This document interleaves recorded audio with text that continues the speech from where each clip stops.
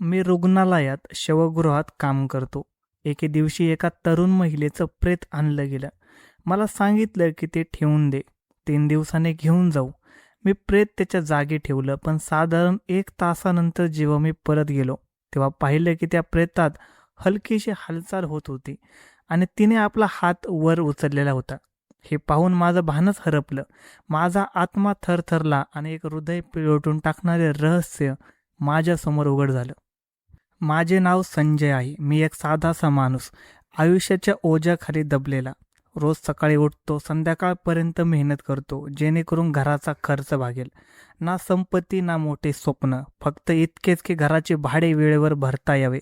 पण नशिबाने मला असे काम दिले आहे ज्याचे नाव ऐकूनच लोक घाबरतात. मी रुग्णालयाच्या शवगृहात काम करतो. ती जागा जिथे मेलेले शरीर ठेवले जातात. अशी प्रेते येतात.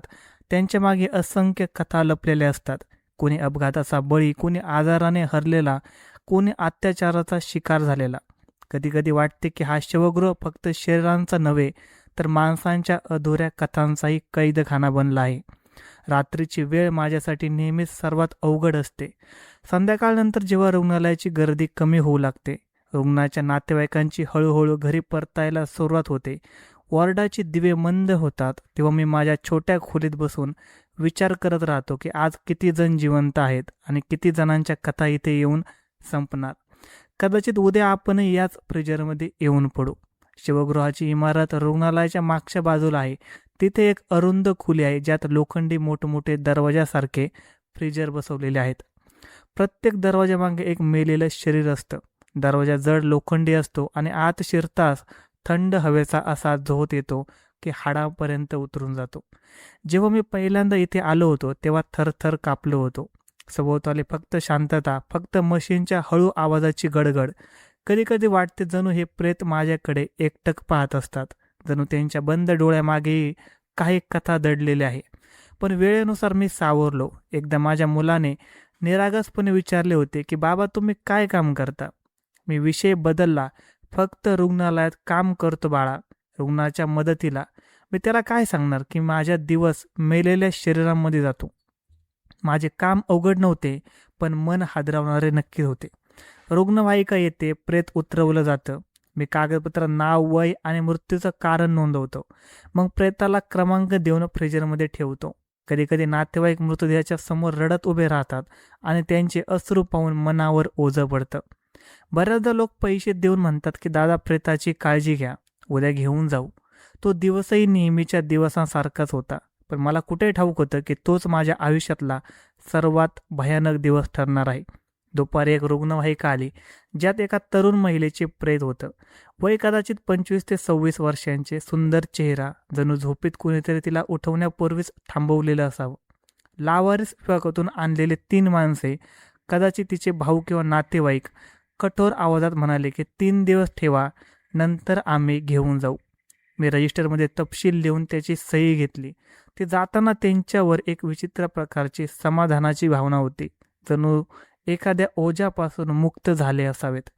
एका क्षणासाठी शंका आली, पण माझे काम प्रश्न विचारणे नव्हते, फक्त प्रेत सांभाळणे होते.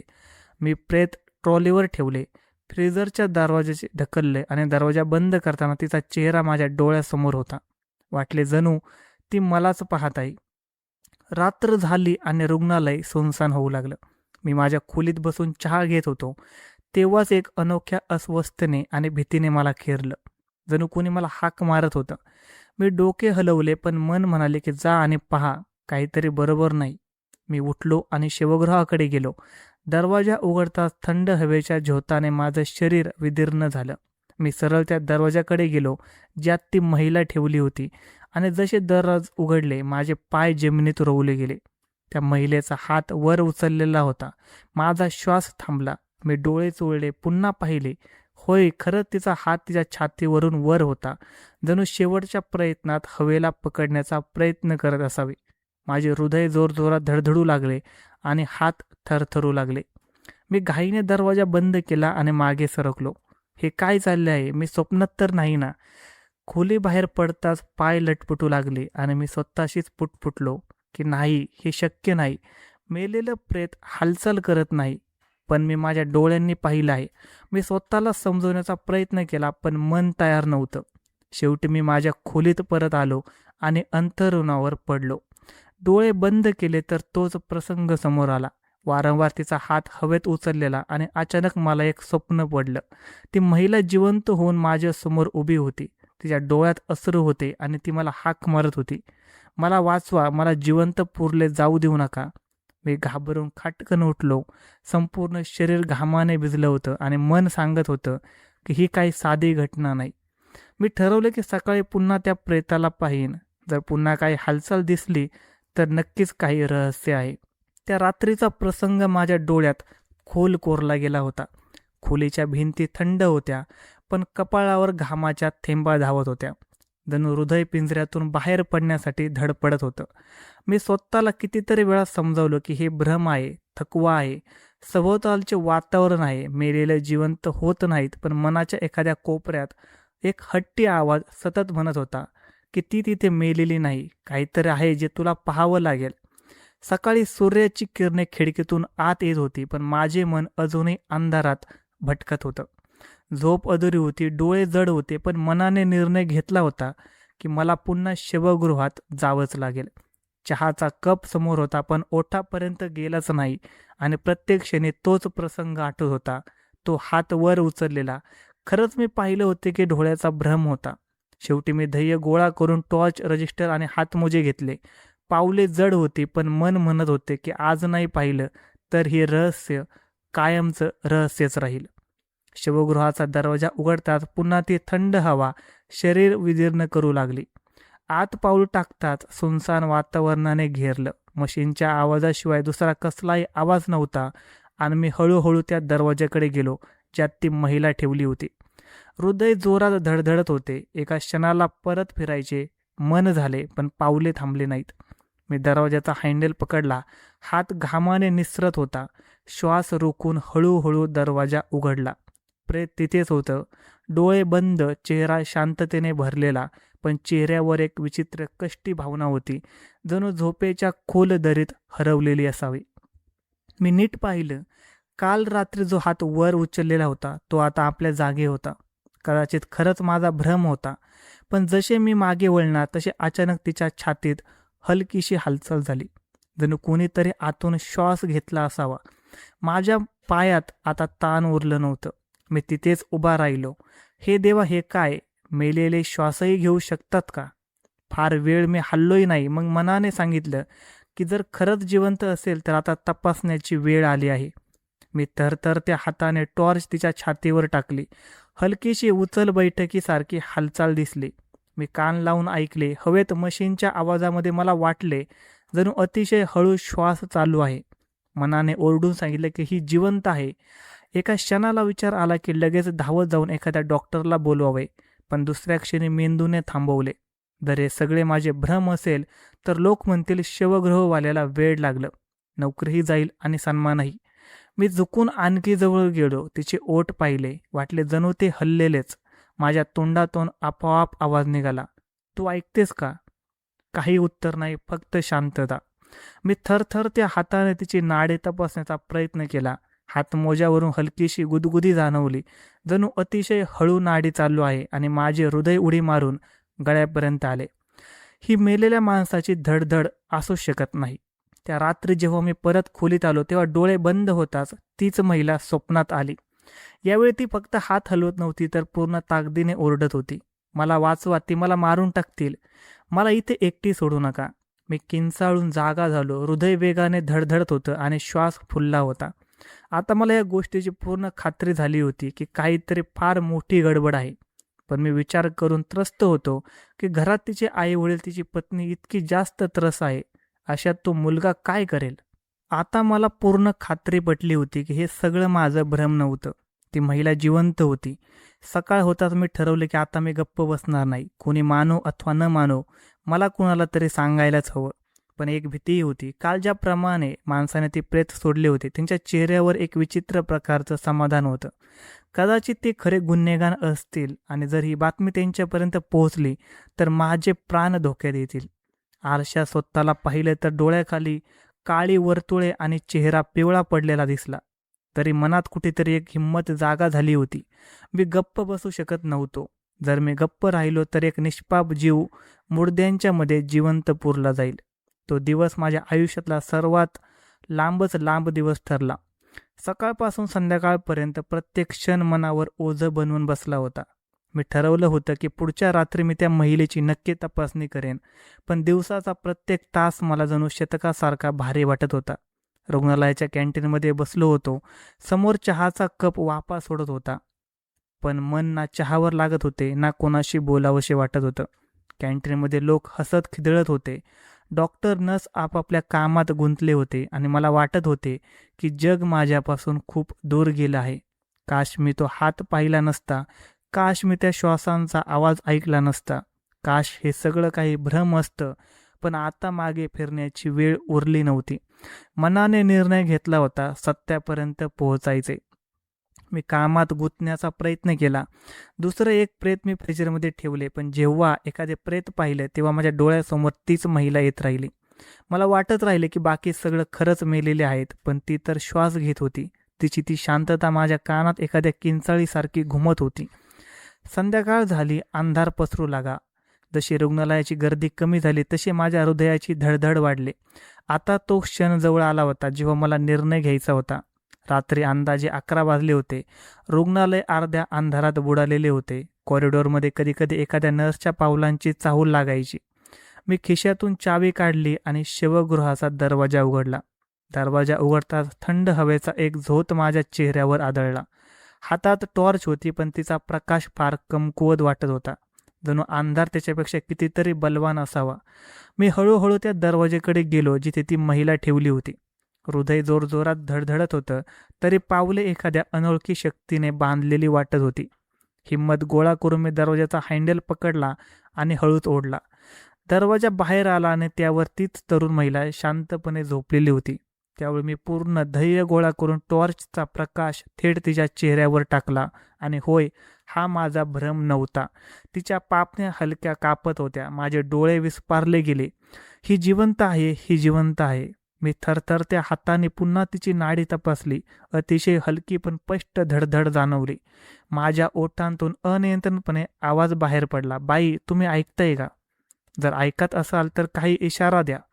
सुरुवातीला फक्त शांतता, मग तिच्या ओठांवर हलकीशी हालचाल झाली. जणू ती काही बोलू इच्छित होती, पण शब्द गळ्यात अडकले होते.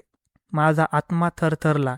मी तिच्या चेहऱ्याजवळ झुकून हळूच बोललो की मी तुमची मदत करेन, पण मला सत्य जाणून घ्यायचं आहे. तुम्ही कोण आहात? तुमच्यासोबत काय झाले? ती बोलू शकली नाही, पण तिच्या डोळ्यांच्या कडाने एक अश्रू बाहेर पडला आणि गालावर वाहत गेला. तो अश्रू माझ्या हृदयावर विजेसारखा कोसळला. ही जिवंत आहे आणि मदत मागत आहे. मी काही करणार इतक्यात अचानक शिवगृहाच्या दरवाजावर पावलांची चाहूल लागली. माझे हृदय थबकले. मी घाईने दरवाजा ढकलला आणि दिवा विझवला. दरवाजा उघडला आणि एक ऑर्डबॉय आत आला. त्याने विचारलं की सगळं ठीक आहे ना? मी थरथरत्या आवाज म्हणाले की हो, सगळं ठीक आहे, फक्त दरवाजे नीट बंद आहेत की नाही ते पाहत होतो. तो म्हणाला की ठीक आहे, पण इथे जास्त वेळ थांबू नको, मेंदूवर परिणाम होतो. हे बोलून तो बाहेर पडला, पण त्याचे शब्द माझ्या मनात घर करून गेले. त्या रात्री मी शिवगृहाच्या एका कोपऱ्यात बसून राहिलो. मनात हजार प्रश्न उफाळून येत होते. ही महिला जिवंत कशी? डॉक्टरांनी मृत्यूचे प्रमाणपत्र कसे काढले? तिचे नातेवाईक 3 दिवसांनी प्रेत का घेऊन जाणार होते? हे सगळं मुद्दाम केलेलं आहे का? माझ्या डोळ्यासमोर तिचे अश्रू वारंवार फिरत होते. मला माहीत होतं की जर मी गप्प राहिलो तर ही मुलगी काही दिवसात खरंच जिवंत पुरली जाईल. सकाळ होताच मी डॉक्टर विहांशी बोलण्याचं ठरवलं. ते रुग्णालयातले सर्वात जुने आणि जाणते डॉक्टर होते आणि मला नेहमी आदर देत असत. दुपारी संधी सापडताच मी त्यांना म्हणालो की डॉक्टर साहेब, मला तुमच्याशी एक गोष्ट बोलायची आहे, पण वचन द्या की तुम्ही माझ्यावर हसणार नाही. त्यांनी हसतच विचारले की अरे भाऊ, एवढे गंभीर का झालात? सांगा, काय झालं? मी धैर्य गोळा करून म्हणालो की काल रात्री मी एका प्रेतात हालचाल पाहिली. तिचे श्वासही चालू होते. डॉक्टर विहान सुरुवातीला हसले, मग अचानक त्यांचा चेहरा गंभीर झाला. कोणते प्रेत? त्याने विचारले. मी म्हणालो की रजनी, 26 वर्षाची, हृदयविकाराने मृत्यू असं लिहिलं आहे. हे ऐकून त्यांच्या चेहऱ्याचा रंग उडाला. हळूच म्हणाले की ही गोष्ट तुम्ही दुसऱ्या कोणाला सांगायला नको होती. हे प्रकरण फार नाजूक आहे. मी घाबरलो. म्हणजे तुम्हाला याबद्दल माहीत आहे? मी विचारलं. डॉक्टर विहान याने खोल श्वास घेतला आणि म्हणाले की फक्त एवढं समजून घ्या, की काही मृत्यू निसर्ग देत नाही, माणूस देतो, आणि काही सत्य समोर आले तर फार मोठी अडचण उभी राहू शकते. माझ्या पायाखालची जमीनच सरकली. म्हणजे हे खरंच एक षडयंत्र आहे. त्या रात्री मी आणखी घाबरलो. आता मला पूर्ण खात्री पटली होती की हे प्रकरण साधं नाही. एकीकडे ती महिला जिवंत होती आणि मला ओरडातून मदतीसाठी एक हाक मारत होती. दुसरीकडे डॉक्टर विहान यांचे शब्द एखाद्या मोठ्या षडयंत्राकडे बोट दाखवत होते. मी माझ्या खोलीत येऊन बराच वेळ विचार करत राहिलो आणि शेवटी मनाने सांगितलं की काहीही झालं तरी मला हे रहस्य उलगडायचे आहे. पण मला माहीत नव्हते की हे सत्य जाणून घेण्याच्या किमतीत माझा स्वतःचा जीव देखील जाऊ शकतो. शवगृहाच्या दरवाजावर उभा राहून मी स्वतःची झगडत होतो. मी हळूच दरवाजा उघडला. थंड हवेचा एक तीव्र झोत माझ्या चेहऱ्यावर आदळला. आत पाऊल टाकताच बर्फासारखी थंडी मला पुन्हा जाणवू लागली. फ्रीजरच्या मधल्या रांगेतून चालताना माझे हृदय जोरजोरात धडधडत होतं. रजनीच्या दरवाजापर्यंत पोहोचण्यात काही क्षण लागले, पण जसे पोहोचलो माझे डोळे फाटलेले गेले. दरवाजा रिकामा होता. माझ्या पायाखालची जमीन सरकली होती. मी वारंवार डोळे चोळत होतो. होय, मी नीट दरवाजा उघडला होता, पण आतमध्ये ती महिला नव्हती. माझे हृदय धरधरू लागले. हा काय प्रकार आहे? मी पुटपुटलो. मी घाईने बाकी सगळे दरवाजे तपासायला लागलो, पण ती कुठेच नव्हती. प्रत्येक प्रेत आपापल्या जागी होतं, फक्त रजनीचे नव्हते. माझ्या शरीरावर थंड घामाची थरज जमली. तेवढ्यात मागून हलकीशी चाहूल लागली. मी वळलो तर दूर कोपऱ्यात जिथे जुन्या सामानाचा ढिगारा होता, तिथे एक अस्पष्ट सावली हसताना दिसली. माझी बोटे आपोआप थरथर कापू लागली. मी कापत्या आवाजात विचारलं, कोण आहे? सावलीतून एक मध्यम आवाज उमटला, मी इथेच आहे. माझा श्वासच थांबला. हा रजनीचा आवाज होता. मी हळूहळू पुढे गेलो. कोपऱ्यात एका जुन्या खुर्चीजवळ ती जमिनीवर बसलेली होती. तिचे पांढरे कपनासारखे कपडे फाटलेले होते. ओठ निळे पडले होते, तरी डोळ्यात अजूनही जिवंतपणा चमकत होता. तुम्ही जिवंत कशा राहिलात? मी विचारले. तिने विस्पारलेल्या नजरेने माझ्याकडे पाहिलं. मी तिच्या शेजारी बसलो. तुम्ही मला इथे एकटे सोडून कसे जाऊ शकता? ती म्हणाली आणि तिच्या डोळ्यात अश्रू आले. तर ती बोलू लागली की मला मरायची नव्हते, पण त्यांनी मला जिवंतच मेलेलं ठरवलं. काय अर्थ? मी थरथरत विचारलं. तेव्हा ती रडू लागली की माझ्या लग्नाला फक्त 2 वर्षे झाली होती. माझा नवरा एक मोठा व्यापारी आहे. त्याने काही बेकायदेशीर व्यवहार केले होते आणि त्याचे रहस्य फक्त मलाच माहीत होते. मी त्याला थांबवण्याचा प्रयत्न केला, तेव्हा मी त्याच्यासाठी अडचण बनले. त्याने मला विष दिले. डॉक्टरांना पैसे देऊन मृत्यूचे प्रमाणपत्र काढून घेतलं. मी थक्क झालो. म्हणजे तुम्हाला मुद्दाम मेलेलं ठरवलं? ती म्हणाली, हो, जेणेकरून 3 दिवसांनी माझे अस्तित्व मातीखाली पुरलं जाईल आणि तो मोकळा होईल. माझे मन हादरले. माझ्यासमोर एक जिवंत महिला बसली होती, जिला समाज आणि कुटुंबाने मिळून मृत्यूच्या स्वाधीन केलं होतं. मी हिंमत करून तिचा हात धरला. रजनी, तुझी ही कहाणी जगाला माहीत व्हायला हवी. तुला न्याय मिळायला हवा. तिने माझ्या डोळ्यात पाहिलं. तुम्ही माझी मदत कराल? मी तिच्या डोळ्यात मोठे डोळे घालून म्हणालो की मी तुला कधीच एकटं सोडणार नाही. काही क्षण ती गप्प राहिली, मग म्हणाली की आपण सावध राहा. माझा नवरा फार ताकदवान आहे. त्याचे लोक सगळीकडे आहेत. मी जिवंत सिद्ध झाले तर त्याची सगळी सत्यता उघडी पडेल. तो मला कधीही संपवून टाकेल. माझ्या कपाळावर घाम साचला होता. पहिल्यांदा जाणवलं की मी कोणत्या आगीत पाय घातला आहे. हे प्रकरण माझ्या नोकरीपेक्षा आणि मानसन्मानापेक्षा खूप पुढचं होतं. हे जिवंत मृत्यूचं खेळ होता. मी ठरवलं की रजनीला इथे जास्त वेळ ठेवणं धोक्याचं आहे. चल माझ्यासोबत, आत्ताच चल. मी म्हणालो. ती गोंधळी. कुठे घेऊन जाणार? माझ्या घरी. तिथे काही काळ सुरक्षित राहशील. मग पुढचे काय करायचे ते आपण ठरवू. रजनीने घाबरलेल्या नजरेने माझ्याकडे पाहिलं आणि हळूच मान डोलावली. मी शवगृहाचा दरवाजा हळूच उघडला. बाहेरची हवा तुलनेने उबदार वाटली. आम्ही दोघं दबलेल्या पावलाने बाहेर पडलो की कोणी पाहू नये. मी तिला स्टाफ गेटमधून बाहेर काढले आणि माझ्या जुन्या मोटरसायकलपर्यंत आणले. ती मागे बसली आणि थरथरत्या हाताने माझा खांदा पकडला. रस्ता हलक्या धुक्याने भरलेला होता आणि प्रत्येक क्षण असा वाटत होता की कोणी आमचा पाठलाग करत आहे. जणू मृत्यू आमच्या अगदी मागे चालत होता. घरी पोहोचलो तेव्हा मी तिला लगेच माझ्या खोलीत बसवलं. आई स्वयंपाकघरात होती. मी त्यांना सांगितलं की ही एक आजारी रुग्ण आहे, काही दिवसांसाठी आणली आहे. आईने जास्त प्रश्न विचारले नाहीत. खोलीत आल्यावर ती थकून अंथरुणावर कोसळली. मी तिला पाणी दिलं. तिच्या डोळ्यात अश्रू तरंगत होते, पण ओठांवर पहिल्यांदा हलकीच स्मित हास्य होतं. तुम्ही मला नवे जीवन दिले, तिने हळूच म्हटलं. मी मनातल्या मनात विचार केला की कदाचित हीच जीवनाची सर्वात मोठी परीक्षा आहे. आता ही कहाणी फक्त रजनीची राहिली नव्हती, ती माझीही झाली होती. पण मला माहीत नव्हते की बाहेरच्या अंधारात ते लोकही पूर्ण जागे झाले होते, ज्यांना रजनी पुन्हा श्वास घेताना जगात दिसू नये असं वाटत होतं. रात्रीचा घनदाट काळोख पसरला होता, पण माझ्या खोलीत हलकाशा दिव्याचा प्रकाश होता. रजनी अर्धवट झोपेत अंथरुणावर पडली होती. तिचे श्वास भारी होते, पण त्यात आता जीवनाची लय स्पष्ट जाणवत होती. मी खुर्चीवर बसून तिला पाहत होतो. मनात विचित्र अस्वस्थता होती. एकीकडे आनंद की मी तिला मृत्यूतून वाचवलं, आणि दुसरीकडे भीती की हे रहस्य शेवटपर्यंत लपलेलं राहील का. मी पाण्याचा ग्लास उचलला आणि रजनीला पाजायचा प्रयत्न केला. तिने अवघडल्यासारखे डोळे उघडले आणि मला पाहू लागले. घाबरू नका, आता तुम्ही सुरक्षित आहात, मी मायेने म्हणालो. ती हळू आवाजात म्हणाली की सुरक्षित नाही, ती मला शोधून काढतील, ती मला जिवंत पाहू शकत नाही. मी तिच्या हातावर हात ठेवला आणि म्हणालो की आता फक्त आराम कर, उद्या आपण पुढचं ठरवू. ती थोडी निश्चित झाली आणि डोळे बंद करून घेतले, पण माझी झोप कोसो दूर होती. दुसऱ्या बाजूला रात्रीच्या शेवटच्या प्रहरी शवगृहाचा दरवाजा हळूच उघडला. 2 चमकदार गाड्या इमारतीमागे येऊन थांबल्या.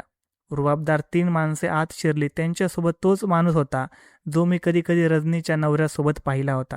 त्याचे नाव विक्रम. तिचा नवरा त्याला विश्वासू मानत असे. त्याने एक एक दरवाजा उघडला, मग रजनीच्या दरवाजासमोर थांबले. विक्रमने टॉर्चचा प्रकाश आत टाकला आणि धक्क्याने मागे सरका. प्रेत कुठे गेलं, त्याने कठोर आवाजात विचारलं. साथीदार एकमेकांकडे पाहू लागले. कदाचित स्टाफने चुकून दुसरीकडे हलवलं असेल. विक्रमचा चेहरा रागाने ताठरला होता. हे प्रेत चुकून गायब होऊ शकत नाही. तुम्हाला माहीत आहे ना, ती जिवंत झाली तर काय होईल. सगळे गप्प झाले आणि शिवगृहात त्यांचा आवाज आणखी भयावह वाटू लागला. विक्रमने फोन काढला आणि एखाद्या नंबरवर कॉल लावला. सर, प्रकरण बिघडलं आहे, प्रेत जागेवर नाही. काही क्षण शांतता. मग तो म्हणाला की जे समजले आम्ही तिला शोधून काढू. फोन बंद करून तो म्हणाला की तो स्टाफ शोधा जो आज ड्युटीवर होता, विशेषतः तो मुलगा जो संध्याकाळच्या शिफ्टमध्ये होता. सकाळ झाली तशी सूर्याची किरणे खोलीत डोकावू लागली होती. रजनी जागी झाली होती आणि सरळ बसून खिडकीबाहेर पाहत होती. तिच्या डोळ्यात भीती आणि गोंधळ होता. मी विचारलं, काय झालं. ती म्हणाली की मी स्वप्न पाहिले की ती मला ओढत नेत आहे. मी हुंकारलं, हे फक्त स्वप्न नाही, सत्यातच तेच होऊ शकते. आपल्याला लवकर निर्णय घ्यावा लागेल. ती म्हणाली की मी पोलिसांकडे जाऊ शकत नाही, पोलिसही त्यांच्याच ताब्यात आहे. मी म्हणालो की माझा एक मित्र आहे महेश, तो प्रामाणिक आणि धाडसी पत्रकार आहे. आपण त्याच्यापर्यंत पोहोचलो तर हे रहस्य उघडं होऊ शकेल. रजनीने मान डोलावली, पण चेहऱ्यावर भीती कायम होती. दुपारी मी कामाला जाण्याचा बहाणा करून घरातून शिरलो, जेणेकरून महेशशी बोलता येईल. गल्लीच्या नाक्यावर मला जाणवलं की कोणी माझा पाठलाग करत आहे.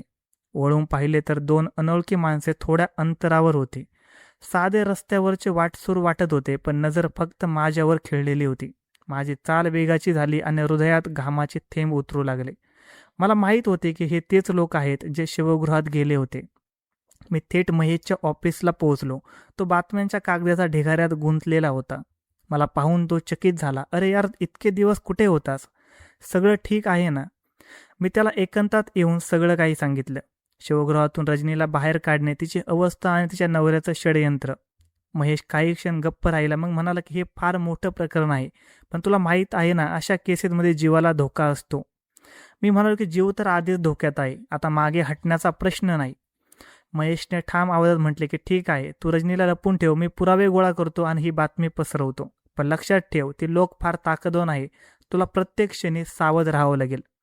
घरी परतलो तेव्हा रजनी चिंतेने बसली होती. कुठे गेला होता, तिने लगेच विचारलं.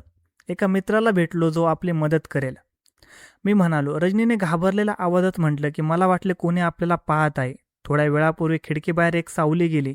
माझे हृदय थबकलं. मी खिडकीपर्यंत गेलो. बाहेर काही नव्हते, तरी मी समजलो की शत्रू जवळ आला आहे. संध्याकाळ झाली तसा मी दरवाजा बंद करायला गेलो की कोणीतरी हलकी धाप दिली. कोण आहे, मी हळूच विचारलं. बाहेरून उत्तर आलं, पाणीवाला, टाकी तपासायची आहे. मी दरवाजा उघडला तर दोघे जबरदस्तीने आत घुसले. त्यांच्या हातात पिस्तूल चमकत होती. शांत बस, नाही तर गोळी मारू, एकाने गुरकावलं.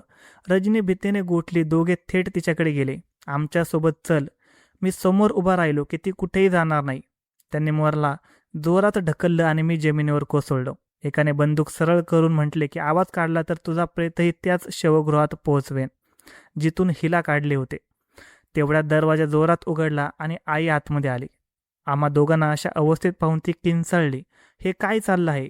त्यांच्या आवाजाने हल्ला करणारे एक क्षण गोंधळले. मी त्याच वेळी एकाच्या हातावर झडप घातली आणि बंदूक जमिनीवर पडली. रजनीने दुसऱ्याला ढकललं. गोंगाट वाढला आणि शेजारी लोकांनी धावत येऊन गर्दी केली. ते दोघे घाबरून पळून गेले, पण जाताना म्हणाले की हा खेळ अजून संपलेला नाही. रात्री रजनी माझ्या शेजारी बसली होती. तिच्या चेहऱ्यावर भीतीची सावली होती. ती म्हणाली की त्यांनी आपल्याला शोधून काढले, आता कुठं जायचं? मी खोल श्वास घेऊन म्हणालो की आपण पळणार नाही. आता ही लढाईची आहे आणि आपण सत्यासाठी लढणार. तिच्या डोळ्यात पाणी तरळलं. ती म्हणाली की जर मी पुन्हा त्यांच्या हाती सापडले तर ते मला बोलूही देणार नाही. मी तिचा हात घट्ट धरला आणि म्हणालो की आता तू एकटी नाही आहेस, मी तुझ्यासोबत आहे. उद्या आपण पुढचे पाऊल उचलू. पण आतल्या मनात मलाही माहीत होतं की हे वादळ आता थांबणार नाही. हा फक्त एक झटका होता. रात्री झोप डोळ्यापासून कोसो दूर होती. रजनी खोलीत शांत बसून बाहेरच्या अंधाराकडे पाहत होती आणि मी विचार करत होतो की घर आता धोक्यात आहे. जर ते पुन्हा आले तर कदाचित आपण वाचणार नाही. सकाळी मी रजनीला म्हणालो की आपण इथे जास्त वेळ राहू शकत नाही, शहर सोडावे लागेल. तिने विचारले की कुठे जायचं. मी म्हणालो की महेशच्या गावी, तिथे कुणी ओळखणार नाही. तो पुरावे गोळा करेपर्यंत आपण तिथे लपू शकतो. रजनीने थोड्या समाधानाने मान डोलावली. आम्ही घाईघाईने गरजेचे कपडे आणि कागदपत्रे बांधली. मी आईला खरं सांगितलं नाही, फक्त एवढंच म्हणालो की एका रुग्णाला काही दिवसांसाठी घेऊन जातोय. आईच्या डोळ्यात चिंता होती, पण तिने काही सुद्धा विचारलं नाही. कदाचित तिला जाणवलं होतं की मी एखाद्या मोठ्या ओझ्याखाली दबलो आहे. आम्ही दोघे एका जुन्या बसने निघालो. रजनी खिडकीतून बाहेर पाहत होती. हवा तिच्या चेहऱ्याशी खेळत होती आणि मी पहिल्यांदा तिच्या चेहऱ्यावर शांततेची हलकी झलक पाहिली. तरीही ती शांतता तात्पुरती होती.